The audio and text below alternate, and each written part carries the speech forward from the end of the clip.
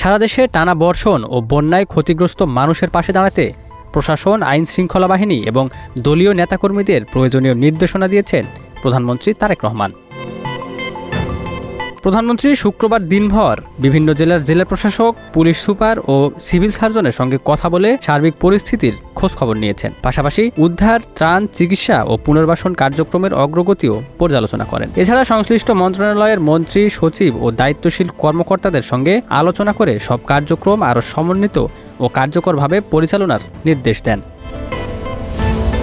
প্রধানমন্ত্রী বিশেষভাবে নারী, শিশু ও গর্ভবতী নারীদের প্রতি বাড়তি যত্ন নেওয়ার নির্দেশ দিয়েছেন। একই সঙ্গে ক্ষতিগ্রস্ত মানুষদের জন্য পর্যাপ্ত খাদ্য, বিশুদ্ধ পানি, চিকিৎসা সেবা ও অন্যান্য জরুরি সহায়তা নিশ্চিত করতে বলেছেন। পাশাপাশি দুর্যোগের সুযোগে কোনো অসাধু চক্র যেন চুরি, ডাকাতি বা অন্য কোনো অপরাধমূলক কর্মকাণ্ড চালাতে না পারে সে বিষয়ে আইন শৃঙ্খলা বাহিনীকে সর্বোচ্চ সতর্ক থাকার নির্দেশ দিয়েছেন।